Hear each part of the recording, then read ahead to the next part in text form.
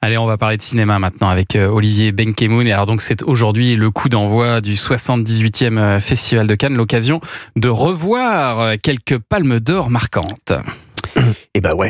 Eh ben ouais, sauf que le son ne part pas. Attends, est-ce qu'on a un peu le ressac? Est-ce qu'on a la vague de Cannes au moins? Est-ce qu'on l'a Ici à Cannes, on a mis le tapis rouge, Thomas. Bon, la question évidemment, c'est qui pour succéder à Noah de Sean Baker. On le saura dans 14 jours et 22 films. Mais en attendant, est-ce qu'on peut pas s'en remettre quelques-unes? Non pas des vagues, mais des pas. Parce que ce qui est formidable, c'est qu'au moment où arrive Cannes, toutes les plateformes, tous les services de streaming, mais aussi le service public se mobilise pour vous proposer de revoir des palmes d'or. Donc, on a pioché avec Aurore, qui est le cœur battant éditorial de cette émission. On a pioché dans le catalogue, dans le désordre et sans hiérarchie. On a commencé par regarder et s'apercevoir qu'il y avait la Dolce Vita.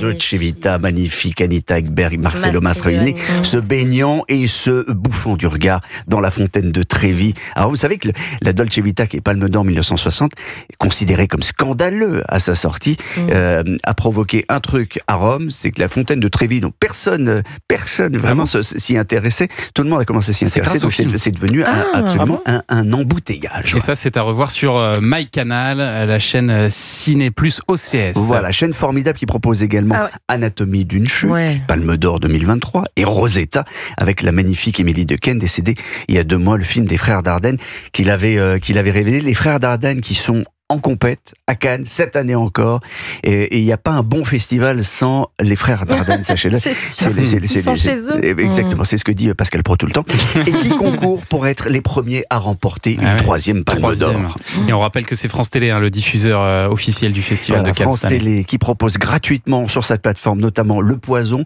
Alors c'est un film un peu inconnu de Billy Wilder, c'est un écrivain anciennement alcoolique mais qui a tendance à le redevenir d'ailleurs. Palme d'Or en 1945. Alors je dis Palme d'Or, mais en réalité ça n'existait pas encore. On appelait ça le Grand Prix du Festival International.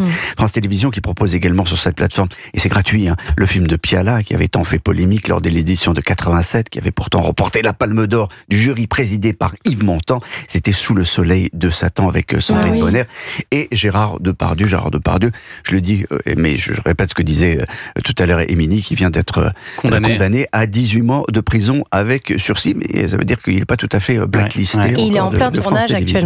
Et alors Netflix aussi propose de revoir des Palmes d'Or. Pas mal de choses. Titane de Julia Ducournau, 2021. Julia Ducournau qui revient elle aussi dans la compète pour tenter faut s'accrocher, mais c'est un grand film. Oui. Sur Netflix, on peut également revoir La vie d'Adèle, Palme d'Or 2013, seule palme de l'histoire remise à un réalisateur, Abdelatif Kechiche, et à ses actrices, Adèle Exarchopoulos et Léa Seydoux. Et puis toujours sur Netflix, il y a une petite merveille, un petit film de 1976 avec un taxi, ça s'appelle Taxi Driver. Voilà. Il devrait marcher ce film. Avec le fantastique Robert De Niro, Bob De Niro qui recevra donc ce soir une palme d'honneur pour l'ensemble de sa carrière.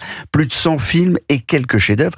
Enfin, je termine en annonçant que Canal+ propose une soirée spéciale Palme d'Or demain soir, mercredi, avec, écoutez bien, Le pianiste, Roman Polanski, Amour de Michael Haneke avec Jean-Louis Trintignant et Emmanuel Reva.